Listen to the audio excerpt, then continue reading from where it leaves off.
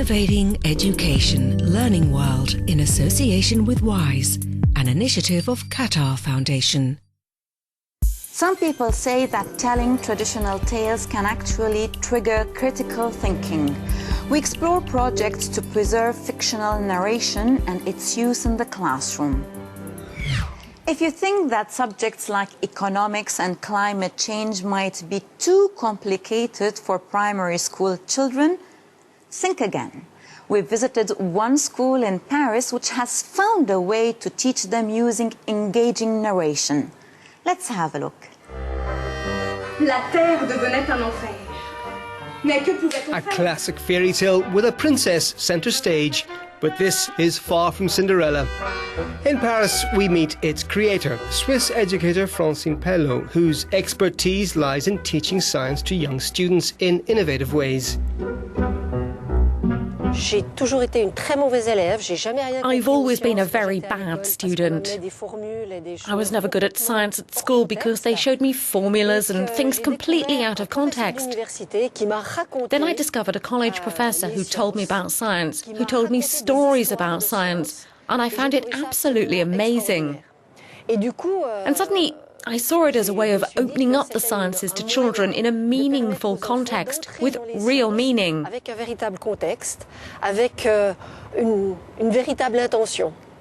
When we understand the wonders of nature, of phenomena, we become curious. So it makes us ask, how does it work? On peut devenir curieux. Alors on peut se poser la question, mais comment ça fonctionne? De lui vendre tout ce que vous produisez. Et vous, les gens du royaume, arrêtez d'accéder à ses moindres désirs. Facile à dire. Elle avait une salle de cinéma pour elle toute seule. Elle avait des... At the heart of the story, there's a methodical explanation and clear message about the dangers of pollution, the mechanics of climate change, for example, or the economic crisis. Pour répondre à l'appétit de la princesse et pour gagner l'argent promis, ils n'hésitèrent pas à épuiser leurs terres. Ils ne la cultivaient même plus pour eux-mêmes. Here, the actress plays the role of a princess in a tale about human greed and its impact on the environment. Pour les énormes troupeaux de bœufs destinés à la fabrication des hamburgers de la princesse. Parents are as captivated as their children and can see the benefits of this imaginative approach to teaching science. If children watch a show like this, they understand better. It's not their teacher who tells something. They'll take it as a game or something else, as something more playful than a course with a teacher in a classroom sitting in their chairs. It really says a lot about the environment and pollution.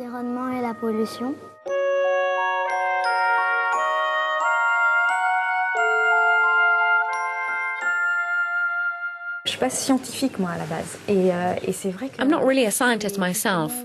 And it's true that it's just a special approach for children, using play that allows them to access knowledge in another way and will ultimately make a different, hopefully more lasting impression on them. We're really sharing something, an artistic moment which at the same time has a real message, a knowledge in the end. Mais avec des vrais messages et donc une connaissance au bout. Turning science into art, fun and play has been the goal of this project for more than 10 years. The wonders of science revealed through fairy tales.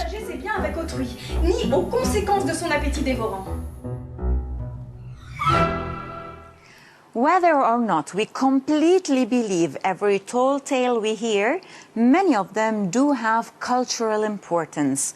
This project in Mexico, for example, is reviving the tradition of passing historical mythology down through the generations. Serpents, magical giant birds, fantastic creatures, the stuff of Mayan legend. For decades, Roldan Peniche has dedicated himself to reviving Mayan myths that were all but forgotten.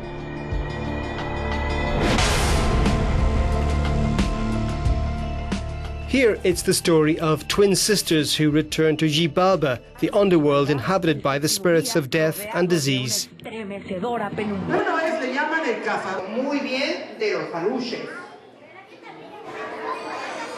Peniche's mission has been taken up by education authorities in the Mexican state of Yucatan. What's our task? To rescue these myths, simplifying them and making them fun and interactive. We use new technologies in this case, or other elements like puppets and masks, to help kids learn so they can tap into this world to which we all belong.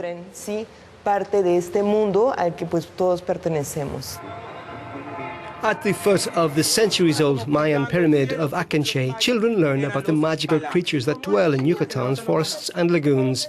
They get to know them and learn the characteristics and powers that each creature possesses. The aim of this workshop is to let kids know about Yucatan traditions and cultural values. That and promoting reading, which is very important nowadays. We show them reading has different genres, different stories, and they are very important, and we start those readings by our own traditional stories. The pupils make masks of the different creatures of Mayan mythology. The project stems from the belief that in discovering these legends, young people learn a lot about values and life and acquire respect for the culture of their ancestors, one of the great civilizations of antiquity.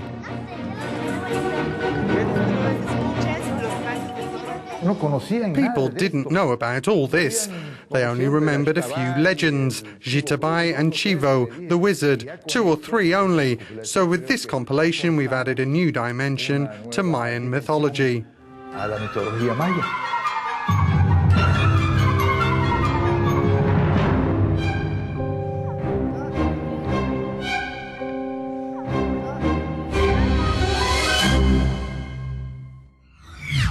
And finally, we go to India to find out how one postgraduate student's passion for oral tradition is boosting interest amongst young people who sometimes shun the past in favor of modern tales.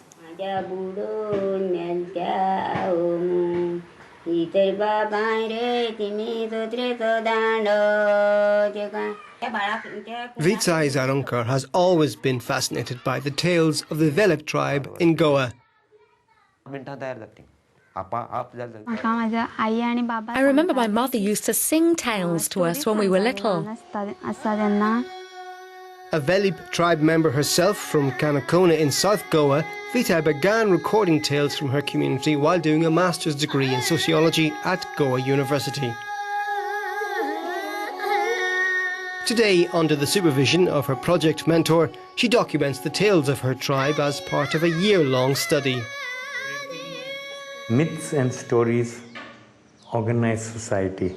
In this sense, myths and stories are foundational. One distinction of this project, it tries to find a meaning for these stories within the community itself.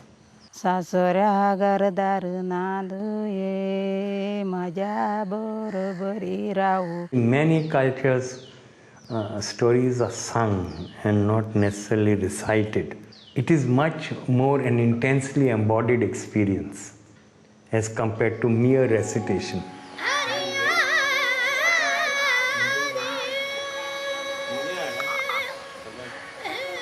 I feel obliged to make an effort to preserve these stories because they're neither written down anywhere nor are they told today. Now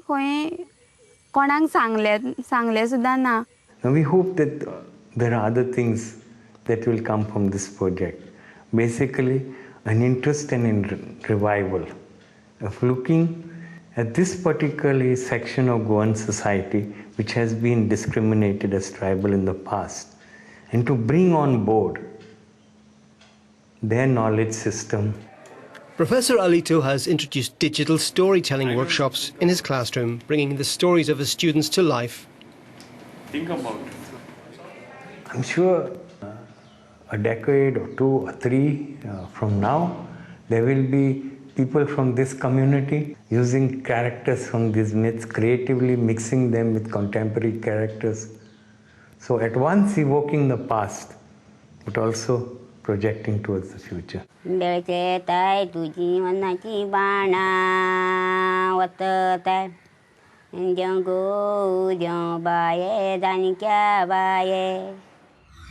So, what do you think? Do you know any good tales, and how useful do you think they are when it comes to learning other disciplines?